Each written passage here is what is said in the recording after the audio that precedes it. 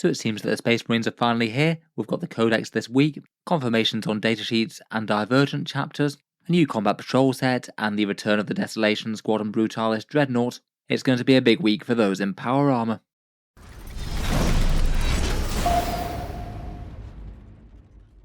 Hello and welcome back to Warspets Tactics, where today we're talking Space Marines, and it does appear that perhaps as suspected, Games Workshop is going to be releasing the Space Marines this week, and they've given us the first glimpse of what we get, and plenty of new teasers and new surprises. Codex Space Marines has definitely been pretty anticipated for a while now. We knew that the Codex was going to be coming in autumn quite a long time ago. I was kind of surprised at just how much of a gap they left between Tyranids and Space Marines, given that Games Workshop do love their poster boys. It seems that the Codex pre-order will be on Saturday the 30th of September, with the full release going live on the 7th of October. This one had already seemed pretty likely given their rules previews going on last week, but definitely nice to have it confirmed. There's a lot of plastic releases and associated rules and things. There's a new Codex dice and datasheet cards, most of the recently announced release wave, but not all of them, as we'll get onto. The new Combat Patrol box for Space Marines, which I don't think is going to excite anyone all that much to be honest, and then the Strike Force Agastus box set from earlier in the year with the Brutalis Dreadnoughts, Desolation Marines, and the multi-part Lieutenants. Plenty of other details as well though. There's a view of the Codex's contents page, so we know exactly which datasheets are in and out now. Gilliman's datasheet, which is completely unchanged, just a few minor changes to the wording around the updated oath, and as seemed very heavily implied before, but now they have 100% confirmed that the book's detachments can be used by the more divergent chapters like Black Templars and Blood Angels and friends. I think it is good to have that 100% confirmed in black and white. Model-wise, perhaps the most notably absent things are these. It looks like the new Scout sculpts aren't going to be out yet. When they showed off 10 of them all together, plus a single sniper in the unit, it did make me wonder whether they might be doing a kill team release for them. Really not sure if that's the way that they're going to go for those. The promotional imaging did certainly seem to imply that you could fill them in 5s and you get one sniper in the box set, though they often do kill team releases a little bit ad hoc and differently. For some reason, out of all of the preview releases as well, the Terminator Captain's also being held back. Seems that the multi-part one with the different weapon choices won't be coming out immediately, though the Chaplain and the Jump Pack Captain are both out. And maybe another more interesting question as well is what happens to the individual Leviathan releases.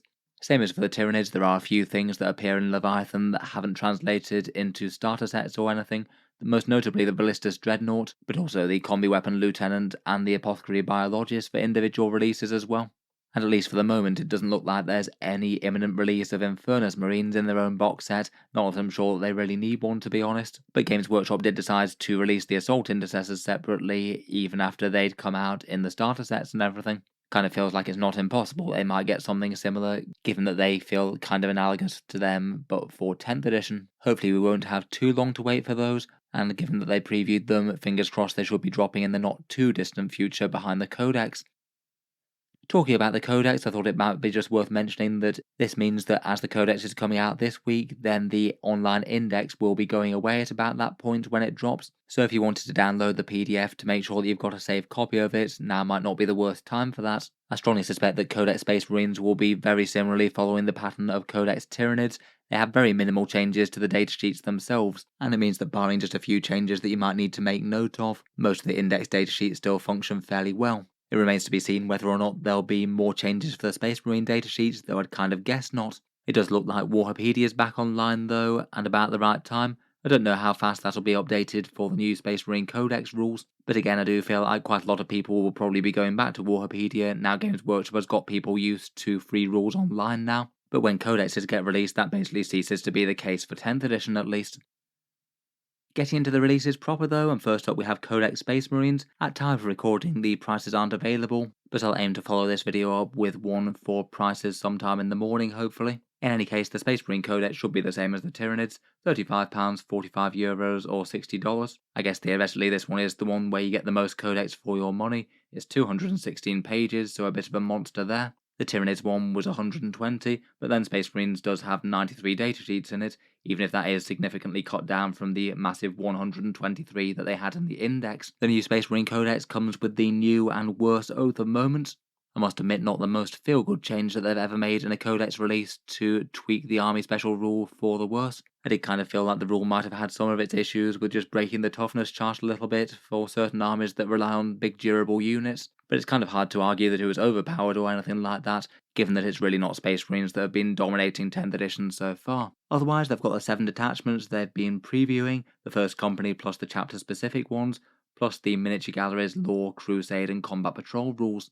There will be points printed in the book, though I'd guess they're probably going to be outdated on release, the same as with Tyranids, which I'm sure will annoy some people, but on the other hand, this is basically Games Workshop starting to embrace a digital rule set, at least to some extent, so it seems like a kind of okay halfway house to me. Otherwise, as mentioned in the article, they did actually fully confirm that the more divergent chapters like Blood Angels, Dark Angels, and Space Wolves will get to use all the detachments. It means that you can fill them in ones that could actually support their playstyle or do something really quite unusual with them, like they give the example of running Black Templars in the Vanguard Spearhead detachment. But overall, it means a lot of flexibility for those guys. I feel like the Advance and Charge detachment looks like it could be really interesting for some of the more melee-orientated ones. My guess is that one of these divergent chapters will probably be the new strongest way to play Space Marines, as they sort of feel like they're probably going to be Space Marines Plus, not really having any major disadvantages, but getting a whole load of extra units to play with as well. Otherwise, there's a few more details from the Codex. This one's the limited edition cover, with a fun librarian on the front. I never personally found the appeal of the extra cost of these over the regular one, though I know that some of you guys like them. I guess they do look fairly snazzy. What I found more interesting though was the tease contents page that they let slip in the video, giving us a soft teaser of what's actually coming in the Space Marine Codex, and it's basically just listed out the entire list of all the datasheets in the book, plus all the detachments including the first company one. I did already make an entire video going over the leaks of the datasheets that were either staying or going, so I won't repeat the point too much there. I'll leave a link to that one down in the video description though if you did want to check it out after this video. Basically though, it looks like the datasheet changes were as forecasted. As you'd expect, that massive wave of Primaris that they cut from the range, they're all gone. Things like the Land Speeders, Ironclad Dreadnought, Thunderfire Cannon, and the old style scouts like the Sniper Scout datasheet, they've disappeared. And a few other more notable ones that had been kicking around on the periphery were the Foot Vanguard Veterans and the Jump Pack Librarian. And also perhaps the slight surprise that the Primaris Company Champion, after having a datasheet created for him very briefly, is now having that go away again. He looks like he's being rolled into the Company Heroes. It also confirms the ones that were perhaps slightly surprising that they remained in the Codex: Lysander, Pedro Cantor, Vulcan Hestan, and Captain Sicarius. All of these guys remain in the Codex despite the vast majority of their firstborn brothers being phased out. Does make me wonder if they might be some of the ones that are going to get some updated models at some point or another. I do feel like maybe some of the more notable ones out of the firstborn heroes that haven't got new minis, at least from core Codex Space Marines. Otherwise, from these datasheet cards, we also got a look at the new datasheet for Rebute Gilliman. Basically no enormous news on this one, it is broadly unchanged. I think the only thing that I could see obviously was the updated wording around Oath of Moment. Previously, his current one made actual reference to the Oath of Moment rule, allowing you to reroll wound rolls. Obviously, we know that's changing and just is going to be reroll hit rolls now, which will be quite a big nerf to Gilliman, as that's one of his most powerful abilities. It is perhaps a bit unfortunate for him that Oath has been nerfed, plus his free stratagem rule that's an alternative to it is also worse than it was, being locked to battle tactics only now. I kind of wonder if Games Workshop might readjust his points a little bit as a result. They did put him up by a maybe slightly unexpected amount in the last update. Next up, we've got the new Combat Patrol Space Marines. Generally, Combat Patrol boxes tend to be quite exciting, but I don't think people are going to be too enthused about this one, as if they follow the same pattern as they did for the Tyranids, it's going to be a directly redundant box set. Perhaps most directly being because you can buy the 40k starter set, which has most of the Space Marines in, plus some Tyranids, and then just add the Librarian in. And if they sell this for the same amount that they sold the other Combat Patrols, you'll be able to buy these direct same models, but also get a bunch of essentially free Tyranids thrown in, and pay less than buying this box. It would also be Games Workshop web store only, which means that you wouldn't be able to get any third-party discount or anything like that if you bought from independent shops out there. And perhaps to cap it all, while the Tyranids have actually quite a lot of plastic in the box, the Space Marine one doesn't really have all that many models, and the ones that are here are monopos. I do quite like the miniatures, but it feels like compared with the majority of combat patrols out there, you're getting less for your money here than most of the others. If you did add up the discounts separately, then even not accounting for the fact that they're monopose models, you will be getting less of a discount compared with plenty of the other factions, and indeed plenty of the other Space Marine combat patrols. Overall, to my mind, that just puts it as a not particularly interesting release. If you want this, then get the 40k starter set and the Librarian. Though I feel like quite a few people might have already got these miniatures anyway from picking up Leviathan, as quite a lot of people did. Then moving on into the actual miniature releases, we've got the Jump Intercessors, basically the Primaris update on the standard assault squad, although they did lose their Eviscerator. Really quite nice models, these ones. I will be tempted to pick up a box of these myself. Will be interesting to see where they're pointed and whether or not they come down at all from the Assault Marine datasheet, which looks like it might actually be a little bit stronger than the one that these guys wind up getting. My guess is that they'd have some very similar stats, and they even have a very similar special rule with those mortal wound impact hits that they get, though it is a slightly weaker special rule than the Assault Marines version, as it actually requires each model to be in engagement range, so it means that you don't just automatically get the mortal wound impact hits with the entire unit. Not having the Eviscerator also means that you get one less damage to weapon in the unit, which I think will hurt a bit too. So maybe between the two of those things, that might be enough to give them a points decrease. It'll also be interesting to see whether or not these guys are going to be battle line. They are called intercessors, but feel very fast attack to me. My first guess would be probably not, but I'm really not sure here. Otherwise, we've got the new Stern Guard kit with the Pyre Cannon and Heavy Bolter. These also have new options for the Sergeant getting his melee weapons back, plus the options to equip the entire unit with either bolters or combi weapons. A good amount of flexibility compared with the Leviathan box ones. I do feel like these look like quite nice miniatures all in all. The company heroes are basically the old school command squad plus a Primaris captain. These guys have the Primaris company champion, which is now the only way to fill them in this box. A new sculpt for an ancient with a slightly different variant on the banners that they have, plus a couple of veterans, one with a bionic arm and one with a big chunky heavy bolter. Seems like they're basically just going to try and directly replace the regular command squad. I guess the main thing that's been lost from that one to this one is no more apothecary in the unit, unless they have any sort of funky rules for allowing them to attach. Next up, and I'm sure pretty hotly anticipated, are the multi-part Terminators. Again, a kit that we've had a good amount of in the Leviathan box set with the Assault Cannon. This one gives you things like the Heavy Flamer and Cyclone Missile Launcher plus Chain Fists. New big chunky models, and I'm sure there'll be some people who are looking forward to the multi-part kit of these. A mix of these and the cheaper starter box set or Leviathan set ones might be quite a good way to get a fair few of them in your army if you want. For the character choices, there's the Jump Captain with his choice of different weapons there. There's one modelling a Power Fist and one with a Chainsword. Could add a bit more fight into the Jump Back Assault unit. And then there's the Terminator Chaplain with the choice of Shield or Stormbolter. He'll probably keep his same rules, giving them +1 to wound in combat and mortal wound protection, now a little bit less important given that devastating wounds shifted to not being mortal wounds.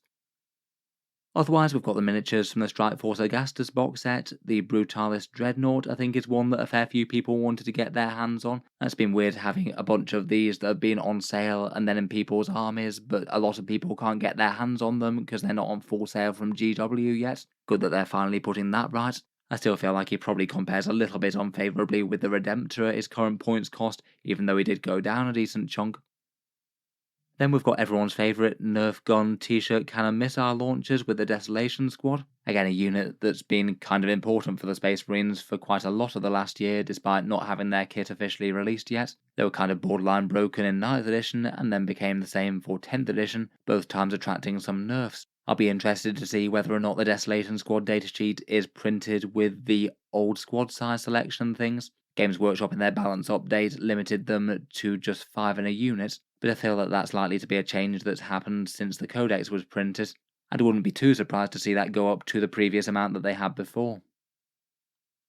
Next up, we've got the Lieutenant from Strike Force Augustus. Just in case you didn't have enough of these guys, at least this one builds a lot of multi-part options rather than just being a single monopose sculpt though. Probably good to have a slightly more core option on the Primaris Lieutenant makeup, and he does have some slightly fancier gear than the more generic one with the Power Sword. Getting a Power Fist is quite good, I think. With the amount of these that Games Workshop has churned out though, I feel like it's probably a niche well covered in most Space Marine players' collections.